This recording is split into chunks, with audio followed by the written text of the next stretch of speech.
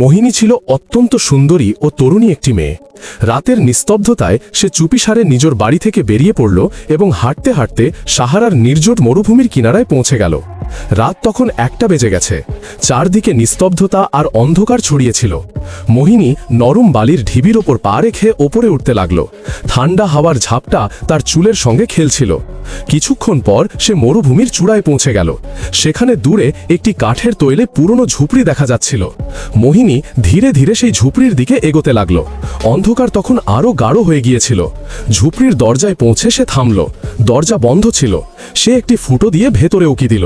তারপর পার্স থেকে আয়না বের করে চুল ঠিক করল, কাপড় ঠিক করল, যেন নিজেকে তৈরি করছে। নিশ্চিত হয়ে সে ধীরে ধীরে দরজায় টোকা দিল। মোহিনী একটানা দরজায় টোকা দিতে থাকল এবং সেই সঙ্গে আয়নায় নিজেকে সাজাতে থাকল। হঠাৎ দরজা ক্যাচ করে খুলল এবং ভেতর থেকে প্রায় 80 বছরের এক দুর্বল বৃদ্ধ বেরিয়ে এলো। মোহিনীর দিকে তার নজর পড়তেই সে কয়েক মুহূর্ত তাকে দেখতে থাকল, যেন কোনো স্বপ্নে হারিয়ে গেছে। মোহিনী হালকা হাসির সঙ্গে এগিয়ে গেল। তার চোখের দিকে তাকিয়ে নরম স্বরে বলল, আমি আমার পরিবারের সঙ্গে বেড়াতে এসেছিলাম, কিন্তু তারা আমাকে এখানে ভুলে গেছে। আজকের রাতটা কি তুমি আমাকে তোমার ঝুপড়িতে আশ্রয় দিতে পারবে? বৃদ্ধ এক মুহূর্ত চুপ করে রইল। তারপর তার মুখে ধীরে ধীরে হাসি ছড়িয়ে পড়ল। তার চোখে এক অদ্ভুত চমক ছিল। সে মোহিনীর চারপাশে ঘুরতে লাগলো, তাকে ওপর থেকে নিচ পর্যন্ত দেখতে থাকলো। মোহিনী হেসে বলল, কি দেখছো? বৃদ্ধ তার পেছনে এসে দাঁড়ালো। মোহিনী ঘুরে বলল, তো কি ভাবলে, আমাকে আজ রাত এখানে থাকতে দেবে? এ কথা শুনে বৃদ্ধ যেন পাগল হয়ে গেল। উৎসাহে বলল, হ্যাঁ, কেন নয়, ভেতরে এসো। মোহিনী চুপচাপ ঝুপড়িতে ঢুকে গেল এবং বৃদ্ধ তার পেছনে দরজার খিল লাগিয়ে বলল, এখানে রাতে চোরের ভয় থাকে। মোহিনী একটু চমকে উঠল, কিন্তু কিছু বলল না। বৃদ্ধ বলল, এই জন্যই খিল লাগিয়েছি। মোহিনী হালকা হেসে বলল, ও আচ্ছা।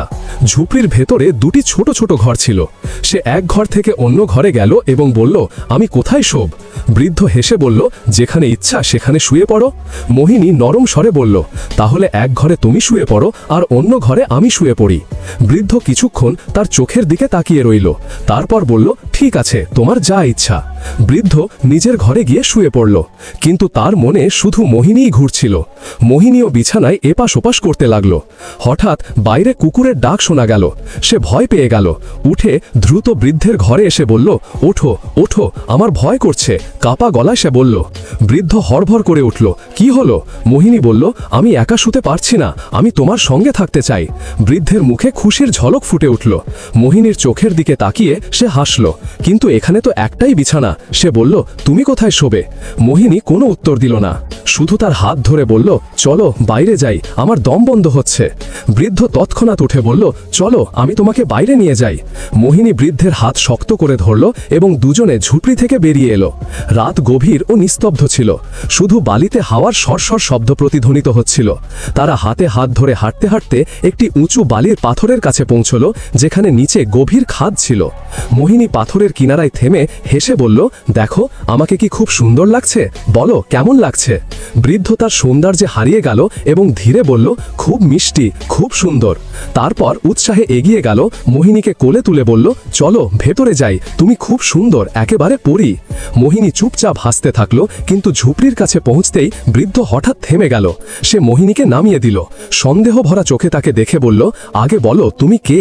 এভাবে হঠাৎ এখানে কিভাবে এলে? মোহিনী নরম স্বরে বলল, আমি তো বলেছি আমার পরিবার আমাকে ভুলে চলে গেছে, তুমি কেন সন্দেহ করছো?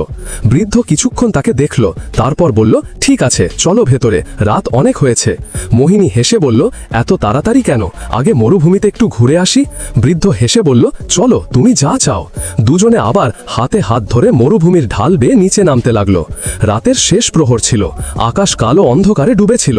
হাঁটতে হাঁটতে বৃদ্ধের নজর হঠাৎ কিনারায় একটি অন্ধকার গুহার ওপর গিয়ে পড়ল। গুহাটে দেখেই তার চোখে চমক এলো। উৎসাহে বলল, চলো মোহিনী, ওই গুহার ভেতরে যাই। মোহিনী একটু ইতস্তত করে বলল, না, ওখানে খুব অন্ধকার হবে। বৃদ্ধ হেসে বলল, চলো না, আমি তো আছি তোমার সঙ্গে।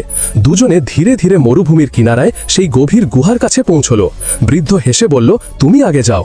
মোহিনী চারদিকে একবার তাকিয়ে গুহায় পা রাখল। বৃদ্ধ তার পেছনে ভেতরে ঢুকল। গুহাটি লম্বা ও সরু ছিল। দেয়াল থেকে থেকে ঠান্ডা ও স্যাঁতস্যাঁতে ভাব অনুভূত হচ্ছিল। মোহিনী সাবধানে এগোচ্ছিল আর বৃদ্ধ ঠিক তার পেছনে। কিছু দূর গিয়ে বৃদ্ধ এক জায়গায় থেমে গেল, যেখানে একটি বড় পাথর পড়েছিল। সে বলল, তুমি নিশ্চয়ই ক্লান্ত হয়ে গেছো, এখানে বসে একটু বিশ্রাম করো। মোহিনী হেসে বলল, হ্যাঁ সত্যি খুব ক্লান্ত হয়ে গেছি। সে পাথরে বসল, তারপর ধীরে ধীরে শুয়ে পড়ল। গুহায় নিস্তব্ধতা ছিল, শুধু হাওয়ার হালকা সরসর শব্দ প্রতিধ্বনিত হচ্ছিল। বৃদ্ধ ধীরে ধীরে তার কাছে আসতে লাগল। মোহিনী তার অভিপ্রায় বুঝে ফেলল এবং হঠাৎ উঠে বলল, চলো ফিরে যাই, এই জায়গাটা ঠিক মনে হচ্ছে না। বৃদ্ধ হাসল, আচ্ছা তুমি যদি বলো তাহলে চলো। দুজনে গুহা থেকে বেরিয়ে আবার ঝুপড়ির দিকে এগোতে লাগলো। রাত গভীর ছিল এবং হাওয়ায় শীত মিশে গিয়েছিল। ঝুপড়ির কাছে পৌঁছে মোহিনী থামল এবং কাপড় ঝাড়তে ঝাড়তে বলল, আরে আমার কাপড়ে কিছু ঢুকে গেছে। বৃদ্ধ কাছে এসে বলল, কি হলো দেখাও। সে তার কাপড় ঝাড়তে লাগলো এবং মোহিনী হালকা হেসে বলল, তুমি এখানে থাকো, আমি ভেতরে গিয়ে ঠিক করে নিই। বৃদ্ধ তাকে দেখতে থাকলো। মোহিনী ধীরে ধীরে ঝুপড়ির ভেতরে ঢুকে দরজার খিল লাগিয়ে দিল। ভেতরে পৌঁছে সে চারদিকে চোখ বুলিয়ে যেন কিছু খুঁজছিল। কিছুক্ষণ পর সে হাসতে হাসতে বাইরে এলো এবং বৃদ্ধের সামনে দাঁড়ালো। বৃদ্ধ বলল, হ্যাঁ কি বেরোল? মোহিনী হেসে বলল, কিছুই না, এই কাপড়গুলো বড্ড টাইট করছিল। যদি তোমার কাছে কোনো মেয়ের স্যুট থাকে দিয়ে দাও, আমি পরে নি। এই কথা শুনে বৃদ্ধ চমকে উঠল, আমার কাছে মেয়ের স্যুট কোথায় পাবো? তুমি আসলে কে? মোহিনী নরম স্বরে বলল, আরে আমি তো এমনিই বললাম, হয়তো কোনো পুরনো কাপড় পরে থাকতে পারে। বৃদ্ধ ভাবনায় পড়ে গেল। তারপর ঝুপড়ির কোণে গিয়ে একটি আলমারি খুলল এবং সেখান থেকে একটি লাল রঙের পুরনো স্যুট বের করে তার হাতে দিল। এই নাও, সে বলল, পুরনো জিনিস লোকে দিয়ে যায়, হয়তো কেউ এটাও ফেলে গেছে। মোহিনী স্যুটটি দেখে তার হৃৎপিণ্ড দ্রুত চলতে লাগলো, কিন্তু সে হেসে বলল, আচ্ছা আমি এটা পরে আসছি। সে অন্য ঘরে চলে গেল। বৃদ্ধ সেখানে বসে নিজের সঙ্গে বড় বড় করতে লাগলো, মেয়েটা তো খুব সুন্দর, জানি না কোথা থেকে এলো। কিছুক্ষণ পর মোহিনী সেই লাল স্যুট পরে বাইরে এলো। জানালা দিয়ে আসা চাঁদের আলোয় সে সত্যিই চাঁদের মতো লাগছিল।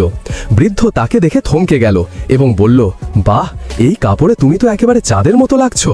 মোহিনী হালকা হেসে বলল, আর তুমিও তো খুব ভালো লাগছো। বৃদ্ধ খুশি হয়ে বলল, চলো এবার ঘুমিয়ে পড়ি, রাত অনেক হয়েছে।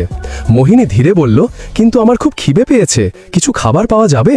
বৃদ্ধ তার চোখের দিকে তাকিয়ে তৎক্ষণাৎ উঠে ঝুপড়ির কোণে গেল এবং একটি ঝুড়ি থেকে রুটি বের করে তার হাতে দিল। মোহিনী হেসে রুটি খেতে লাগলো আর বৃদ্ধ তাকে নিশ্চুপভাবে দেখতে থাকলো। মোহিনী জিজ্ঞাসা করল, কি হলো, এভাবে কেন দেখছো? বৃদ্ধ ধীর স্বরে বলল, তুমি খুব মিষ্টি লাগছো, এখন আর অপেক্ষা করতে পারছি না। মোহিনী দুষ্টুমির হাসি দিয়ে বলল, কেন, কখনো কোনো মেয়েকে দেখোনি? বৃদ্ধ একটু পিছিয়ে গিয়ে বলল, কোথায় দেখব, এখানে তো আমি একা থাকি। মোহিনী চারদিকে নজর বুলিয়ে কোণে মেয়েদের জুতো দেখে থমকে গেল। সে এগিয়ে গিয়ে একটি জুতো তুলে বলল, এটা এখানে কি করছে? বৃদ্ধ ঘাবড়ে গিয়ে তাড়াতাড়ি বলল, আমি তো বলেছি লোকে তাদের পুরনো জিনিস দিয়ে যায়। মোহিনী হাসল, ঠিক আছে। জুতো রেখে সে অন্য ঘরে চলে গেল এবং বৃদ্ধ তার পেছনে পেছনে সেখানে পৌঁছল। মোহিনী অনুভব করল যে সে এখন খুব কাছে দাঁড়িয়ে আছে। বৃদ্ধ ধীরে বলল, এখন আর সময় নষ্ট করো না, রাত হয়ে গেছে, এসো। মোহিনী তার চোখের দিকে তাকিয়ে হাত তুলল। হাতের তালু খুলে দেখালো, তাতে একটি ছোট্ট শিশি ছিল এবং হেসে বলল, ঠিক আছে, কিন্তু আগে এটা খাও, এতে তোমার শান্তি মিলবে। বৃদ্ধ, যে তখন পুরোপুরি পাগল হয়ে গিয়েছিল, বিনা চিন্তায় তা খেয়ে নিল। কিছুক্ষণের মধ্যেই তার শ্বাস ভারী হতে লাগলো, চোখ ঝাপসা হয়ে এলো। সে টলতে টলতে বলল, তুমি খুব সুন্দর, তোমার মতো কেউ নেই। মোহিনী হেসে বলল, মিথ্যা বলছো, তুমি আমার চেয়েও সুন্দরী দেখেছো নিশ্চয়ই।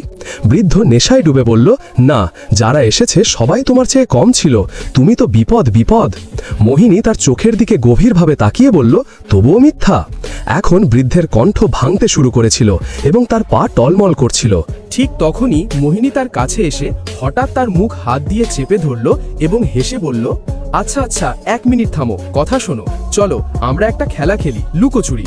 যদি তুমি যেতো তাহলে তোমার ইচ্ছা পূরণ হবে, আর যদি আমি জিতি তাহলে আমার। বৃদ্ধ হেসে উঠল, হ্যাঁ হ্যাঁ, এটা কোনো খেলা হলো, এতে তো আমি জিতবো, চলো শুরু করি। দুজনে ঝুপড়ি থেকে বেরিয়ে এলো। রাতের শেষ প্রহর ছিল, চারদিকে নিস্তব্ধতা ও অন্ধকার ছড়িয়েছিল। বৃদ্ধ মনে মনে হাসল, এই পাগলি মেয়ে আমার থেকে বাঁচতে পারবে না, আজ আমি নিশ্চিত জিতব। পরক্ষণেই মোহিনী দৌড় শুরু করলো। মরুভূমির ঠান্ডা বালি উঠতে লাগলো এবং বৃদ্ধ তার পেছনে পাগলের মতো ছুটল। মোহিনী পাথর আর ঢিবি পেরিয়ে দ্রুত ওপরের দিকে ছুটতে থাকলো। আর বৃদ্ধ তার পেছনে শ্বাস টেনে জয়ের স্বপ্ন বুনতে বুনতে ছুটতে থাকল। কিন্তু এবার মোহিনী ক্লান্ত হয়ে পড়ছিল। বৃদ্ধ দেখল তার গতি কমে গেছে, তাই সে নিজের গতি বাড়িয়ে দিল। কয়েক মুহূর্তের মধ্যে সে মোহিনীর কাছে পৌঁছে গেল এবং চিৎকার করে বলল, ধরে ফেলেছি, আমি জিতে গেছি। সে হাসতে হাসতে তাকে কোলে তুলে বলল, এবার আমার ইচ্ছা পূরণ হবে। তারপর তাকে টেনে ঝুপড়ির দিকে এগোতে লাগলো। রাত গভীর ছিল, হাওয়া ঠান্ডা ছিল এবং মরুভূমির নিস্তব্ধতায় এখন বিপদের আওয়াজ ধীরে ধীরে প্রতিধ্বনিত হচ্ছিল। মরুভূমি কালো অন্ধকারে ডুবেছিল। বৃদ্ধ মোহিনীকে বাহু দিয়ে ধরে ঝুপড়ির দরজায় নিয়ে এলো এবং একটি জোরালো ধাক্কা দিয়ে ভেতরে ঢুকিয়ে দিল। নিজেও ভেতরে ঢুকে দরজার খিল তুলে দিল। সে হাসতে হাসতে বলল, এবার তো আমি জিতে গেছি, তাই না? এখন আমার ইচ্ছা চলবে। মোহিনীর হৃৎপিণ্ড দ্রুত চলতে লাগলো, কিন্তু তার মুখে ভয়ের বদলে একটি নরম হাসি ছিল। সে বলল, ঠিক আছে, কিন্তু আগে তুমি পাশের ঘরে যাও, আমি জরা কাপড় বদলে নিই, তারপর দেখা যাবে। বৃদ্ধ খিলখিল করে হেসে বলল, আচ্ছা, এই তো তোমার কথা মেনে নিলাম। সে পাশের ঘরে চলে গেল এবং তখনই মোহিনী দ্রুত তার পার্স থেকে একটি ছোট শিশি বের করে দেওয়ালের কাছে রাখলো। কিছুক্ষণ পর বৃদ্ধ ডাকতে লাগলো, হ্যাঁ, কাপড় বদলেছ, এসো। মোহিনী উত্তর দিল, হ্যাঁ, হয়ে গেছে, এসো। বৃদ্ধ দৌড়ে ঘরে এলো এবং হাসতে হাসতে বলল, আরে, তুমি তো সেই কাপড়ই পরে আছো। মোহিনী হাসল, আমার কাছে আর কোথায় পাবো, এটাই ঠিক আছে। বৃদ্ধ ঝুঁকে বলল, তোমার যা ইচ্ছা। তারপর হঠাৎ তার হাত ধরে ফেলল। মোহিনী বলল, এক মিনিট। সে হাতের তালু খুলে সেই ছোট শিশিটি দেখিয়ে বলল, আগে এটা খাও, এতে তোমার শান্তি মিলবে। বৃদ্ধ, যে তখন পুরোপুরি পাগল হয়ে গিয়েছিল, বিনা চিন্তায় তা খেয়ে নিল। কয়েক মুহূর্তের মধ্যে তার মাথা ঘুরতে লাগলো, চোখ ঝাপসা হয়ে এলো। সে টলতে টলতে বলল, তুমি খুব সুন্দর, তোমার মতো কেউ নেই। মোহিনী হেসে বলল, মিথ্যা বলছো? তুমি আমার চেয়েও সুন্দরী দেখেছো নিশ্চয়ই। বৃদ্ধ নেশায় ডুবে বলল, না, যারা এসেছে সবাই তোমার চেয়ে কম ছিল, তুমি তো বিপদ। মোহিনী তার চোখের দিকে গভীরভাবে তাকিয়ে বলল, তবুও মিথ্যা। এখন বৃদ্ধের কণ্ঠ ভাঙতে শুরু করেছিল এবং তার পা টলমল করছিল। তখনই মোহিনী দেওয়ালের দিকে গেল এবং সেখান থেকে সেই জিনিসটি তুলে নিল যা সে কিছুক্ষণ আগে তার পার্স থেকে বের করে রেখেছিল। সেটি ছিল একটি গোপন ক্যামেরা, যাতে সেই লোকটির সব অপরাধের স্বীকারোক্তি রেকর্ড হয়ে গিয়েছিল। মোহিনী তার মুখে একটি জোরালো থাপ্পড় মেরে উচ্চ স্বরে বলল, আমি একজন পুলিশ অফিসার, এই পুরো অপারেশন আমার তত্ত্বাবধানে হয়েছে। আমাদের কাছে অভিযোগ আসছিল যে তুমি নিরীহ মেয়েদের সঙ্গে নোংরা খেলা খেলো, তাই আমি এই পুরো পরিকল্পনা করেছি যাতে তুমি নিজের মুখে তোমার অপরাধ স্বীকার করো এবং কেউ অস্বীকার করতে না পারে। এ কথা শুনে বৃদ্ধের ভেগ ধরা অপরাধী স্তব্ধ হয়ে গেল। কমান্ডোরা তাকে মাটিতে টেনে বাইরে নিয়ে গেল এবং গাড়িতে তুলে দিল। কয়েকদিন পর তাকে আদালতে পেশ করা হলো। ভিডিও এবং অডিও প্রমাণের সামনে তার মিথ্যা টিকল না। সে একজন শয়তান অপরাধী প্রমাণিত হলো এবং আদালত তাকে কঠোর শাস্তি দিল। এভাবে এক বৃদ্ধের ছদ্মবেশে লুকিয়ে থাকা এক দানব তার পরিণতি পেল এবং মোহিনী তার সাহস ও বুদ্ধিমত্তা দিয়ে প্রমাণ করল যে সত্য এবং ন্যায়ের জয় সব সময় হয়। মন্দ যতই মুখোশ পড়ুক না কেন, একদিন তার মুখ নিশ্চিতভাবে উন্মোচিত হয়।